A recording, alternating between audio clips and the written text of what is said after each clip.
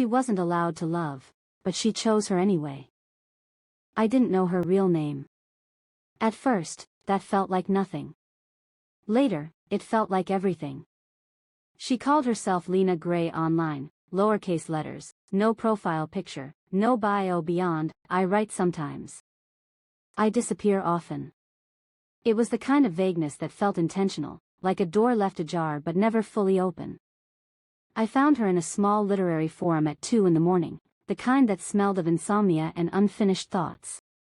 Someone had posted a prompt about absence, how it feels when someone leaves without taking their shadow. Lena replied with a single paragraph. Some people don't leave. They just stop letting themselves be seen.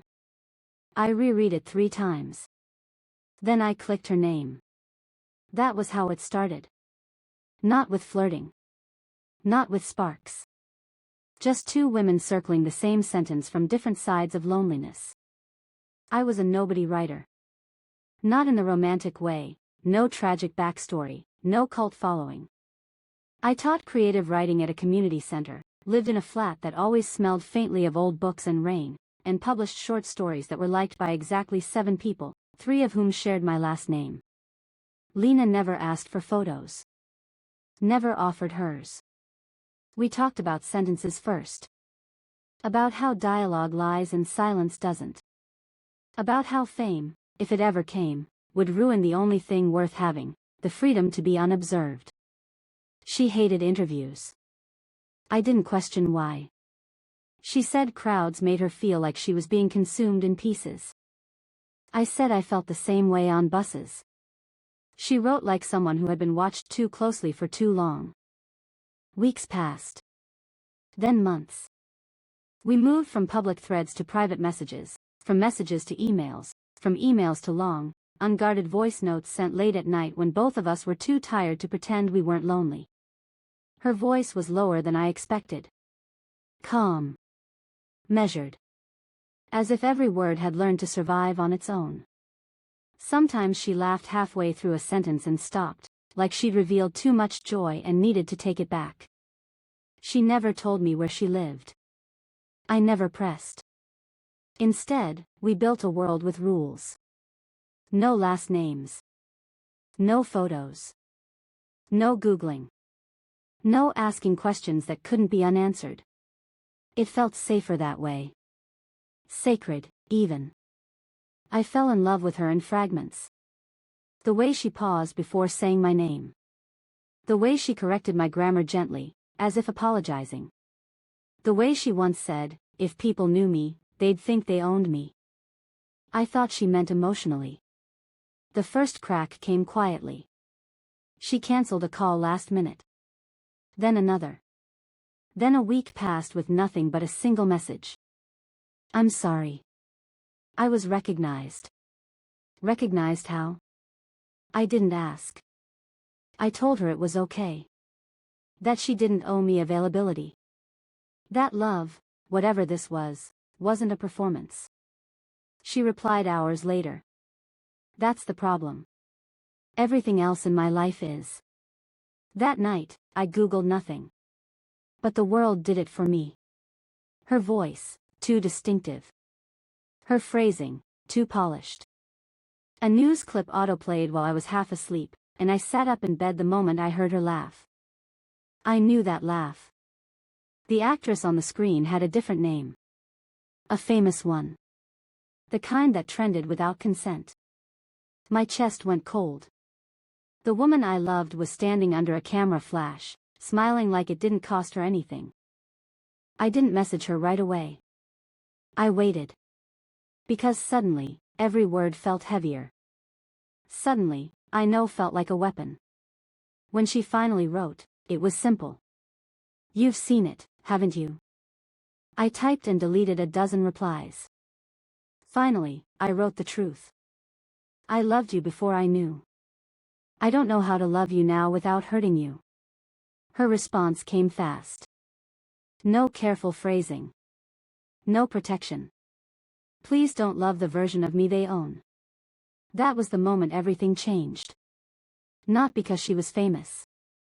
But because the world wanted a story, and we were never meant to be one. And I had to decide whether loving her meant standing beside her in the light, or walking with her back into the dark. She didn't disappear after that message. That was almost worse. I expected silence. A clean cut. A publicist's email pretending to be her, polite and final. Instead, the typing dots appeared. Vanished. Appeared again. Minutes passed like that. Finally. I didn't plan to lie to you. I closed my laptop and opened it again, like distance might help. My flat felt too small for the weight of her truth now. Every book on the shelf suddenly felt like evidence, proof that I was exactly who I said I was, while she had never been allowed to be. I know, I wrote. But you did. There it was. Clean. Unforgiving. Her reply came slower this time. I hid because if I don't, people take things. They take my face. My voice. My words. I wanted something that wasn't touched. Something like me. I hated how much that softened me. We moved to a call without saying it out loud. The screen stayed black on her end. Mine too. It felt right that way, two voices in the dark, no audience, no proof. I'm not angry, I said, and realized it was true. I'm scared. Her breath hitched, just once.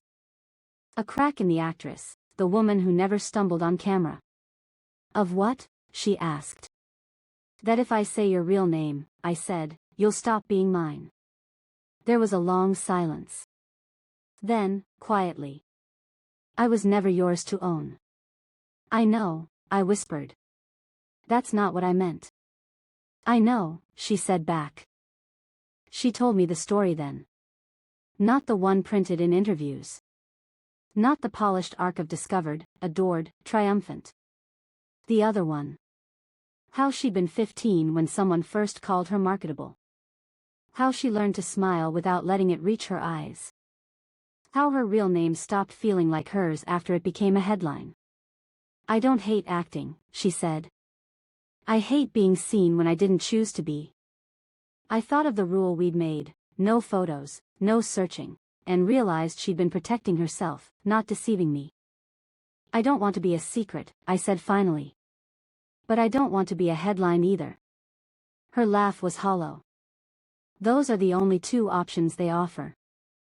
We didn't say love that night.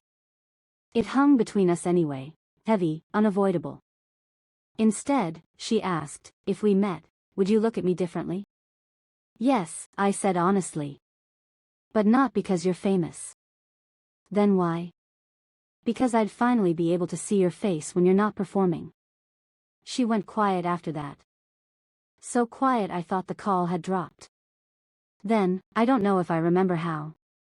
The first time she suggested meeting, it wasn't romantic. I'll be in your city. 3 days. No press. No premieres. Just me hiding badly. I stared at the message until the words blurred. I don't live somewhere cinematic, I warned. Good, she replied. I'm tired of beautiful places. The cafe we chose was forgettable by design. No windows facing the street. No mirrors. The kind of place people passed through without remembering. I arrived early. My hands wouldn't stop shaking. When the door opened, I recognized her instantly, and not at all. No styled hair. No perfect posture. She wore a coat too big for her frame, shoulders slightly hunched, like she was trying to make herself smaller than the woman the world demanded. Her eyes found mine. She froze. Then she smiled. Not the smile from screens. This one was uneven. Nervous. Real. Hi, she said. For a moment, neither of us moved. All the rules we'd built online collapsed under the weight of a shared room. I don't know what to call you, I said. She swallowed. Call me the name you fell in love with. So I did. And for the first time, she belonged only to herself. We didn't touch at first. That surprised me more than anything. We sat across from each other with our hands wrapped around mugs we hadn't ordered, the steam rising like an excuse not to speak. Up close, she looked younger. Softer. The careful angles the camera loved weren't there, only a woman holding herself together by habit. "You're quieter in person," she said. "So are you." She smiled at that. A real one. It stayed. "I keep waiting for someone to interrupt us," she admitted. A voice saying I'm late. Or needed. Or wanted somewhere else. "No one knows you're here," I said gently. Her shoulders dropped, just a fraction. Like a weight had been lifted, though not removed. "That's what scares me." Conversation came slowly, then all at once. She told me small things. What she cooked when she was alone. How she never finished books because endings felt like loss. How she preferred cities where no one expected anything from her. I told her about my students, about the woman who once cried during a workshop because she'd written something true for the first time. About how I'd learned to love invisibility because it felt safer than wanting. "You don't want to be invisible," she said. "I do," I replied. "Just not alone." She reached across the table without looking, her fingers brushing mine like it was an accident she didn't correct. The touch sent something sharp through me, not electricity, not fire. Something steadier. Something dangerous. We walked after. No destination. Just movement. She pulled her coat tighter as if the street itself might recognize her. Every passing car made her tense, every phone raised in the distance sent her eyes searching for exits. I hated it. Not her fear, but the world that taught it to her. "Does it ever stop?" I asked. She shook her head. "You just get better at pretending it doesn't matter." "Does it matter to you?" She stopped walking. Turned to face me fully. "Yes," she said.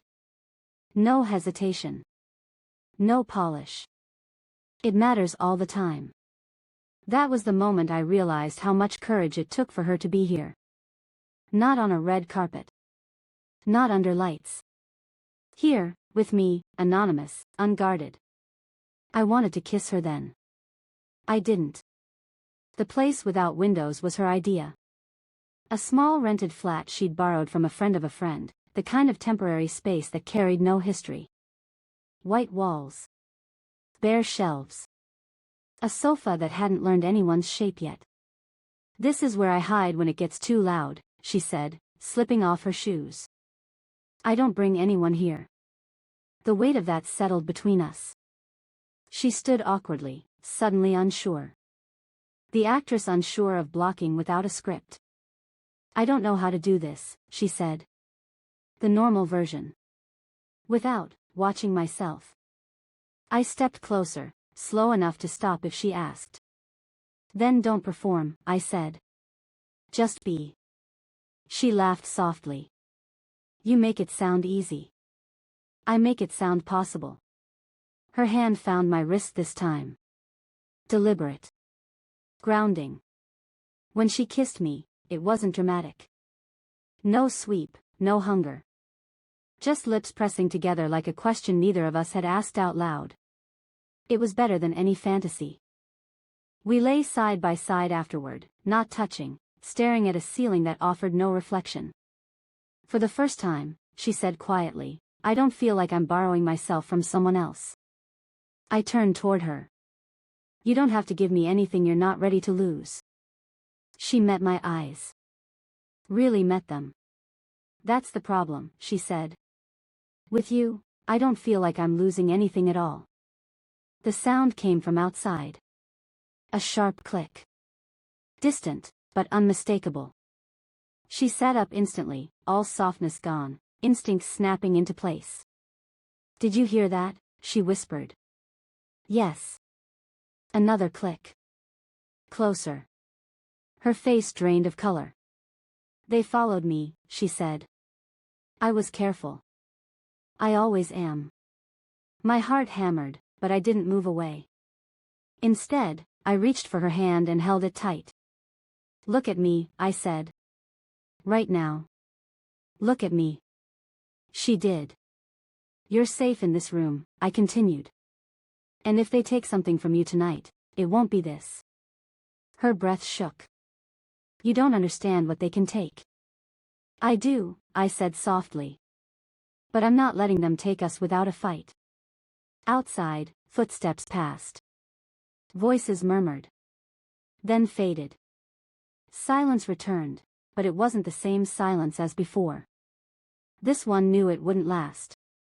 That night, as she slept beside me, curled like she was afraid to take up space, I understood the truth we hadn't said yet.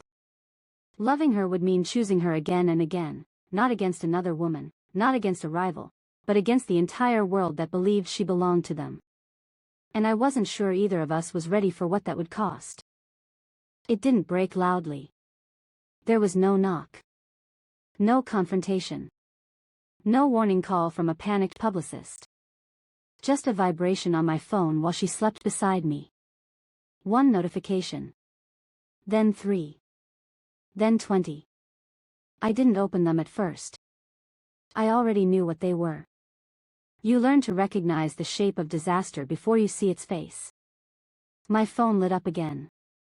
A message from a number I didn't recognize. Is this you with her? Attached, a photo. Grainy. Crooked. Taken through glass. Her, half-turned, coat open, hair loose. Me, mid-laugh, hand lifted, unaware. Outside the cafe. The place without windows had lied. My chest went tight. She stirred when I sat up too fast. What's wrong? She asked, voice thick with sleep. I didn't answer right away. I watched her face in the low morning light, unguarded, unowned. I hated that this might be the last moment she was allowed to look like this. They took a picture, I said finally. She closed her eyes. Of course they did. Is it out? She asked. Not yet. She exhaled slowly, like someone counting down in their head. It will be. Her phone rang before I finished the sentence. She didn't look at the name. She never did. Yes, she said. Then nothing. Then, no. I told you I wasn't seeing anyone. Pause. Yes, I'm sure. Her jaw tightened. I didn't lie, she said coldly. I protected something. She hung up and pressed the phone to her forehead. They want to spin it, she said. Mysterious woman. Secret fling. Phase. They'll ask me to deny you without saying your name. I swallowed. And will you? She looked at me then. Really looked. I don't know, she said honestly. I don't know how to keep you safe without erasing you. By noon, it was everywhere. Not the photo, yet. Just whispers. Blind items. Speculation threaded through gossip sites like poison. She was seen. She's hiding someone. Is the heartthrob finally off the market? My inbox filled with strangers who felt entitled to my existence because it brushed against hers. Who are you?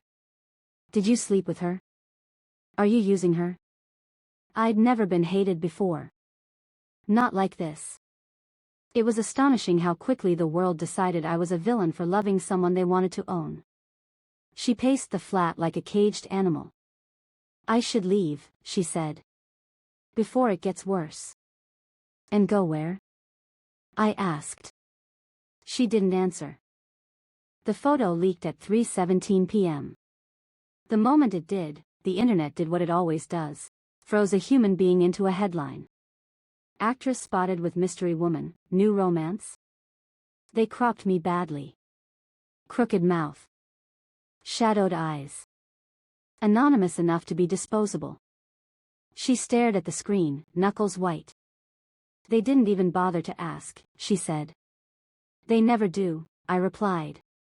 Her phone rang again. This time she answered. Yes, she said. Pause. No comment. Longer pause. Because I'm tired. She ended the call and turned to me, eyes shining with something between fury and grief. I can make this go away, she said. I can deny it. Say you're a friend. A fan. Someone I met once. And if you do? By tomorrow, she said, no one will remember your face. The offer hung in the air, seductive and cruel. Safety, at the cost of truth. I stepped closer. If you erase me, I said softly, do you get to keep yourself? She flinched. I don't want to be the reason you disappear, she whispered. You're not, I said. They are. Tears slid down her face then, silent and furious. She hated crying. I knew that already. I don't know how to be loved without it becoming public property, she said. I cupped her face, steady, certain. Then let's not give it to them. That night, she packed a bag. Not to leave me, but to leave everything else. Come with me, she said. Somewhere quiet. Somewhere I'm not a headline. I looked around my small flat. My books. My half-finished life. I thought about obscurity. About how I'd always worn it like armor. Yes, I said. Outside, the world was already writing our story. Inside, we were about to choose a different one. We didn't announce anything. No statements. No tearful interviews. No carefully worded denial crafted by someone who had never loved her. She simply disappeared. By morning, her name was trending for all the wrong reasons. Where is she? What is she hiding? Who is the woman? Speculation bloomed in the vacuum she left behind, wild and cruel and sure it was owed answers. We were already gone. The ferry left before dawn, cutting through gray water like a secret. No cameras. No recognition. Just cold air and the kind of silence that belongs to places people forget to look. She wore a hat pulled low and glasses that didn't suit her. I thought it was funny. I didn't say it out loud. Do you think they'll follow? I asked. She shook her head. They follow noise. Not quiet. We stood side by side at the rail, shoulders brushing, watching the city recede until it looked small enough to forgive. For the first time, she said, I don't know who I'm supposed to be tomorrow. I smiled. That sounds like freedom. She smiled back, tentative, hopeful. Or terror. Same thing, I said. The town didn't care about us. That was its greatest gift. It sat between sea and hills, the kind of place where people nodded hello without curiosity and let strangers remain strangers. We rented a small cottage with creaking floors and windows that rattled in the wind. The woman who handed us the keys didn't recognize her. Or maybe she did and chose not to. Either way, she didn't ask questions. Days settled into something gentle. We cooked badly. Walked aimlessly. Learned each other without screens between us. She slept late. I wrote in the mornings. Sometimes she sat beside me, reading over my shoulder, correcting a word here and there like she always had. You're still editing me, I teased. She shrugged. Old habits. One afternoon, she cut her hair herself in the bathroom, standing barefoot over a towel. No one's paying for it now, she said, a little breathless. When she turned to me, hair uneven and eyes bright, she looked more herself than I'd ever seen her. Do you miss it? I asked. She considered the question carefully. I miss the version of me I thought I'd be if it hadn't swallowed everything else. And now? Now I get to be unfinished again. The internet didn't forget right away. Stories came out. Theories bloomed. Some kind. Most not. A few speculated she'd been led astray. Others framed me as a phase, a distraction, a mistake she'd soon correct. She read none of it. I read some. Then stopped. We don't owe them endurance, she said when she caught me staring at my phone. Let them talk to themselves. So I did. One night, sitting by the fire, she asked, what happens if they find us? I didn't lie. Then we decide again. She reached for my hand. Held it tight. I've spent my whole life being chosen by other people, she said. Roles. Stories. Versions of me. I don't want that anymore. You get to choose now, I said. Every day. She rested her head on my shoulder, lighter than I expected, like she was learning to take up space slowly. Then I choose this, she said. Even if it costs me everything else. Outside, the world was already moving on, new scandals, new faces, new appetites. Inside, we were learning the art of being ordinary together. And it felt radical. It was raining when the knock came. Not loud. Not urgent. Just firm enough to suggest patience. The kind of knock that believed it would be answered eventually. She froze mid-step. We'd been making soup. Something simple. Ordinary. Steam fogged the kitchen window, blurring the outside world into something abstract and harmless. The knock came again. My heart started doing that careful, measured thing it did when danger didn't shout. I'll get it, I said. She caught my wrist. No. Her face had gone pale, the way it used to before premieres, before she learned how to hide it. We don't know who it is, she said. That's exactly why I should, I replied gently. If it's nothing, I send them away. If it's something, it shouldn't be you. She searched my face, then nodded once. Reluctant. Grateful. Afraid. It was a woman. Mid-40s. Practical coat. No umbrella. Hair pulled back with the efficiency of someone who hated wasting time. She smiled politely. Professionally. Sorry to bother you, she said. I'm looking for. She stopped herself. Looked past me, just slightly. I believe you already know who I'm looking for. My stomach dropped. We're not interested, I said quickly. In interviews. Or statements. Or. I'm not press, she interrupted calmly. I'm here to offer protection. That word again. Offer. As if safety was something you could loan with interest. We sat at opposite ends of the small table, the steam from the soup long forgotten. The woman introduced herself as a representative. Not an agent. Not a publicist. Something quieter. More dangerous. They're circling, she said plainly. Closer than you think.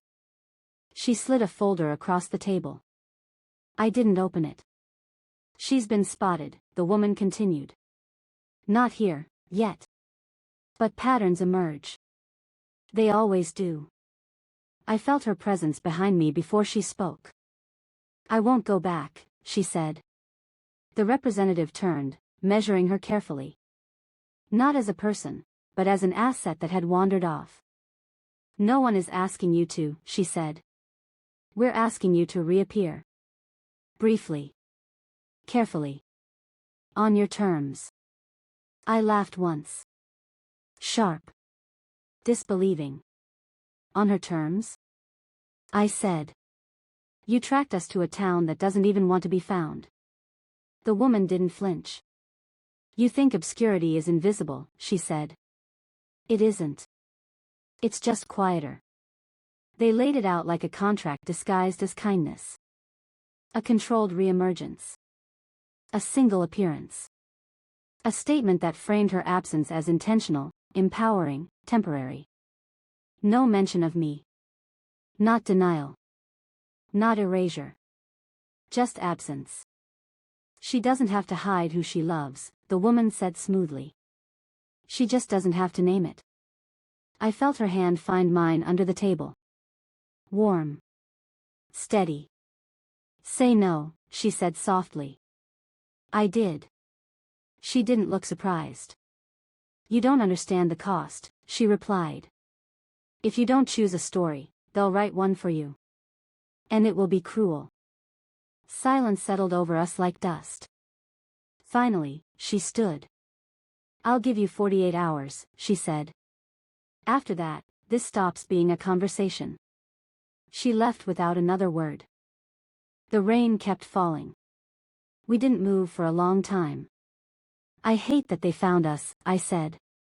They always do, she replied. Eventually. I turned to her. Are you thinking about it? She didn't lie. Yes. That hurt, but not like betrayal. Like gravity.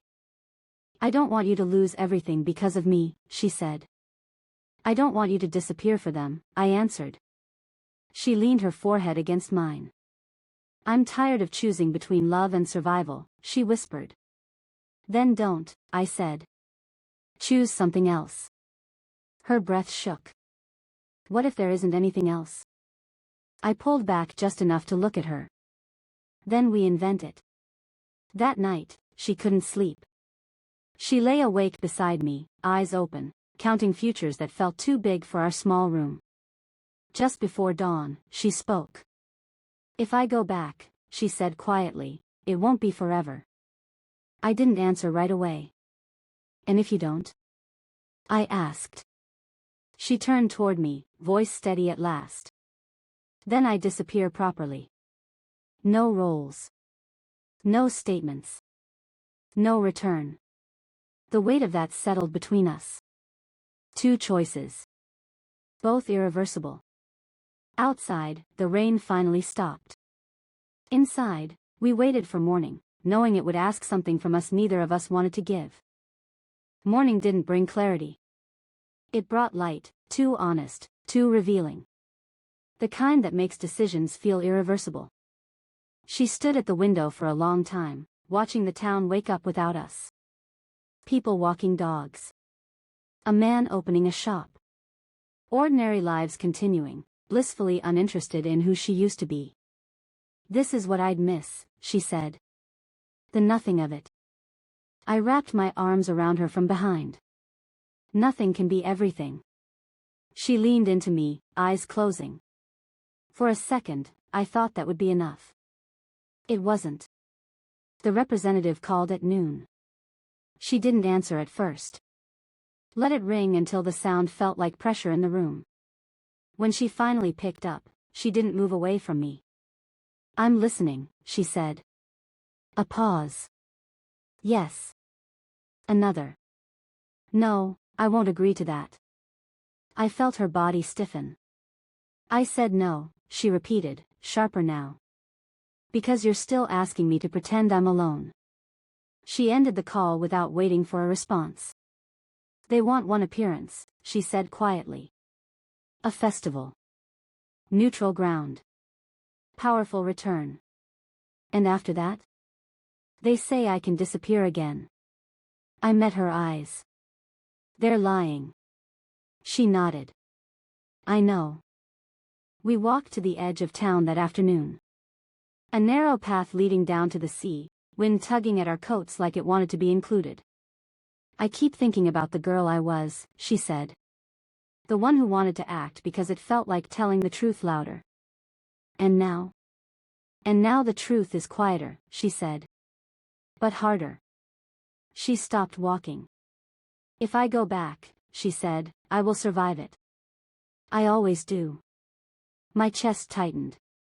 But if I stay, she continued, I don't know who I'll be in 5 years. Or 10.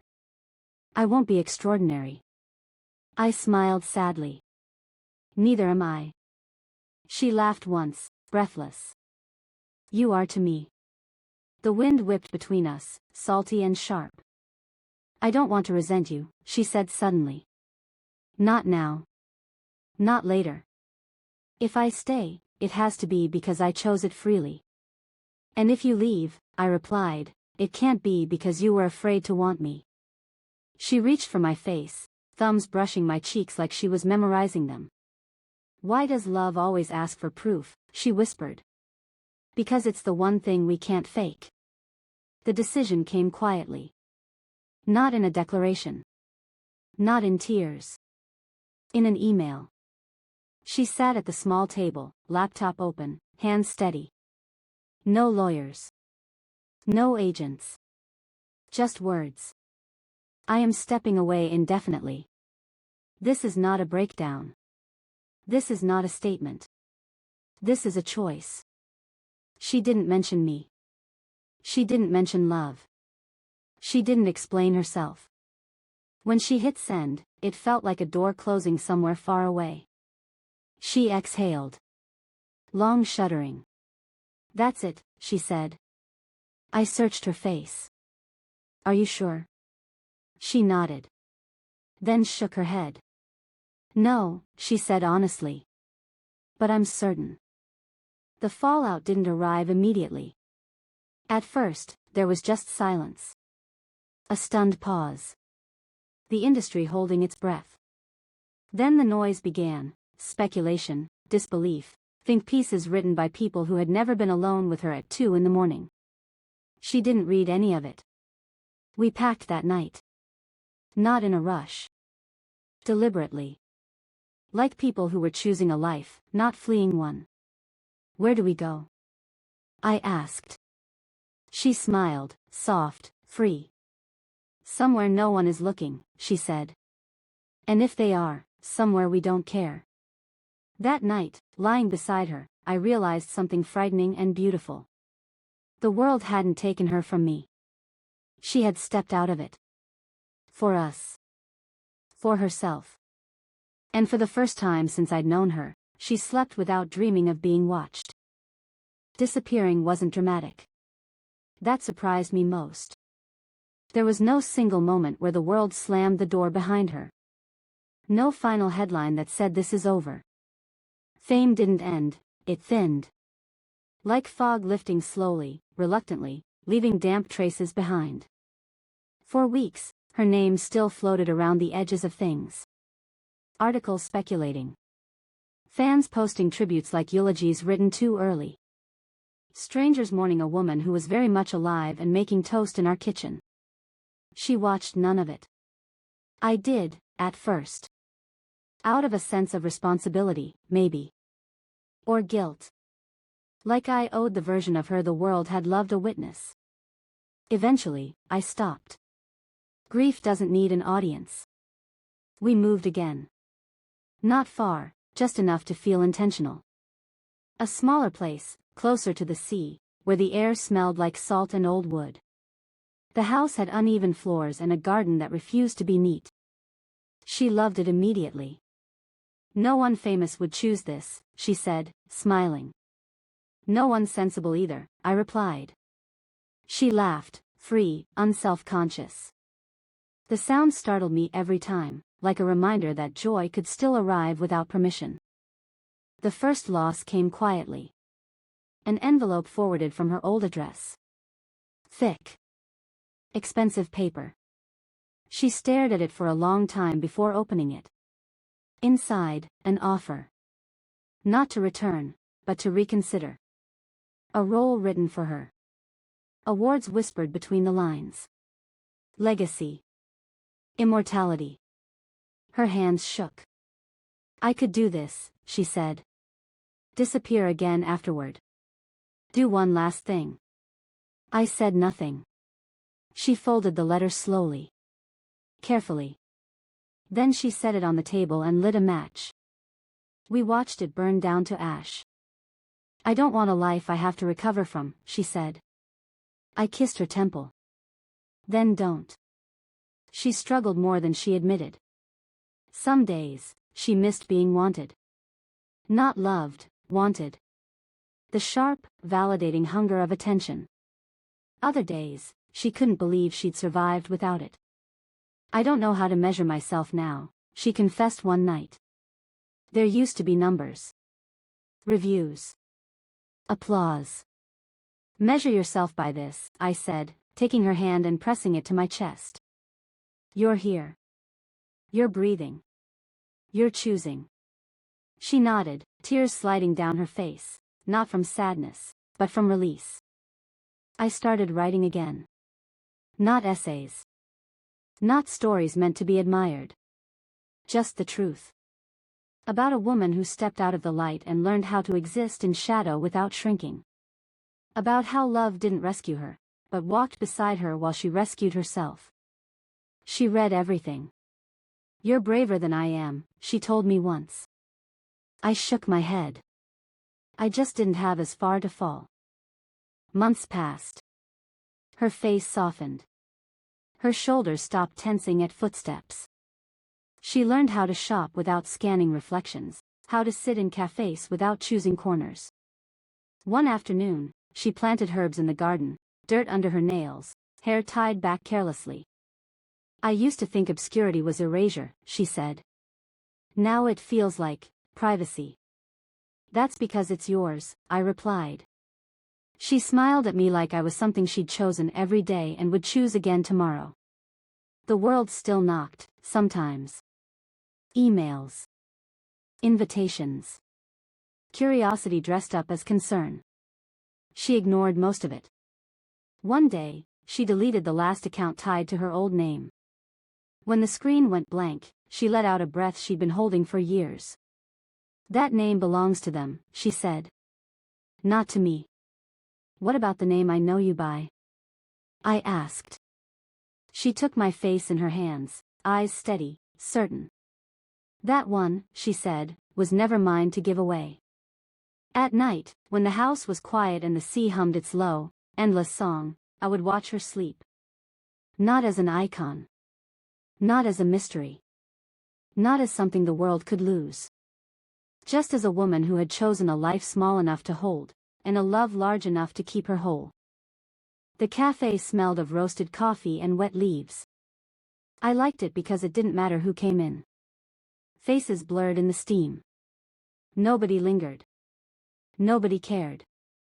We were sitting at our usual corner table, her hand brushing mine across the wooden surface, when the bell above the door rang.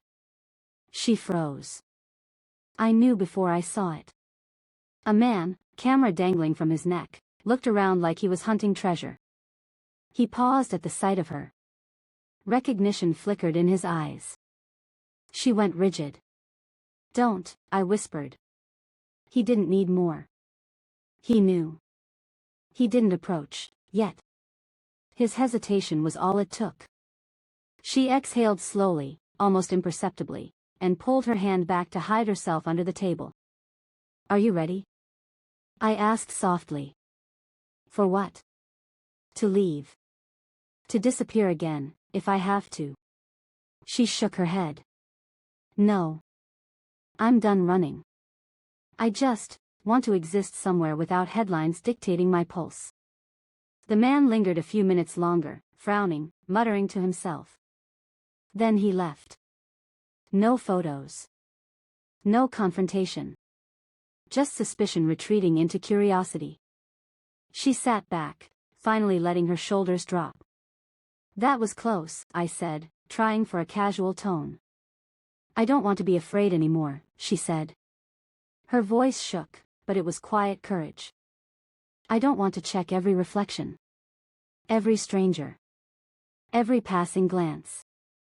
I reached for her hand again, fingers curling around hers, warm and steady. "You won't have to," I said. "Not with me. Not here." Her eyes searched mine. "Forever?" I nodded. "If we let it be." She smiled. Tentative, but radiant. Like sunlight after months of fog. We walked back to the cottage in silence, letting the air carry us. Not hurried, not fearful. Just existing. She paused on the steps leading into the house. Her hand hovered over the door handle. "You know," she said, "they'll keep looking. People always do. Even if we disappear completely, even if I'm just a name they forgot. Then we stop them from mattering," I said. "Not by hiding. But by choosing who gets our story." She laughed softly. "It feels almost revolutionary." I kissed her forehead. "It is. Choosing privacy is the most radical thing a person can do." Inside, the house was warm and quiet. No phone calls. No emails. No footsteps from the world she had once belonged to. She curled up beside me on the sofa, resting her head on my chest. I held her tight. "I'm not the person they want me to be," she whispered. No, I said. You're the one you've always needed to be. And in that moment, she believed it. The knock at the door never came again. Outside, the world continued without her. Inside, she had a life entirely her own, and love that needed nothing else. The sun rose slowly over the cottage, casting gold across the rough wooden floors. For the first time in years, the light didn't feel like it was watching her. It simply existed, indifferent, and that was enough. She stirred beside me, warm and soft, tangled in a blanket that smelled like rain and sea air. I traced her hair back from her face, marveling at how ordinary and perfect she looked. "Morning," I whispered. "Morning," she replied, eyes half closed, voice still carrying the quiet cadence of sleep. I pressed a kiss to her forehead. No calls today. No emails. No headlines. Her lips curved into a small, relieved smile. I like that. We moved slowly through the day. Breakfast was chaotic, her knocking over the coffee pot, me laughing and rescuing it with paper towels. We wandered barefoot in the garden, planting herbs and flowers. Each small act felt monumental because no one else's gaze hovered over it. "I can't believe how small this life feels," she said, brushing dirt from her fingers. "And that's why it's perfect," I replied. "No cameras. No scripts. No one telling us who we have to be." She stopped, looked at me with sudden seriousness. "You know, if the world finds out, if someone discovers us, we could disappear again." I took her hands. "Then we do it again. But this time, it won't feel like running. It'll feel like choosing." Her eyes softened, glimmering with the unspoken weight of years spent pretending she belonged to others. "I'm ready," she said. The final choice didn't arrive as a dramatic climax. It came quietly, in the way the waves fold over the shore endlessly and relentlessly. She deleted her remaining accounts tied to her old name. No posts. No traces. Nothing for the world to claim. Then, she looked at me. Really looked. "This name, the one you know me by, it's mine," she said. "And so are you. And no one else gets either." I smiled, feeling the tension of years release in that single sentence. "Then let's keep it that way. Forever." Her head rested against my chest, and I could feel her breath sinking with mine. The world existed outside these walls, but it no longer mattered. Evenings became ours entirely. We cooked meals slowly, sometimes burnt them, sometimes laughed at the absurdity of our small domestic failures. We walked along the cliffs at sunset, waves crashing below, wind tugging at our coats and hair. She laughed freely, truly, without fear. "I used to be afraid of being ordinary," she said once, letting the wind whip around us. "Now, I see that ordinary can be extraordinary if you're with the right person." I kissed her then, deep and steady, the kind of kiss that promised devotion, freedom, and the comfort of being seen without pretense. "I'll stay ordinary," I said. "With you. Always." She rested her forehead against mine. "Then I'll stay extraordinary. But only for us." Weeks turned into months. Months became years. Her laughter became the soundtrack of my days. Her hand in mine, the anchor I never knew I needed. No one ever recognized her again. No headline ever disrupted our quiet world. She was free. And so were we. In the evening, with the last light of the sun spilling into the cottage, she whispered, This is everything I wanted." I held her close, feeling the truth of it settle between us like warm sunlight. "Yes," I said. "And it's ours alone." Outside, the world continued its noise. Inside, we existed. Alone. Together. Free. And that was enough.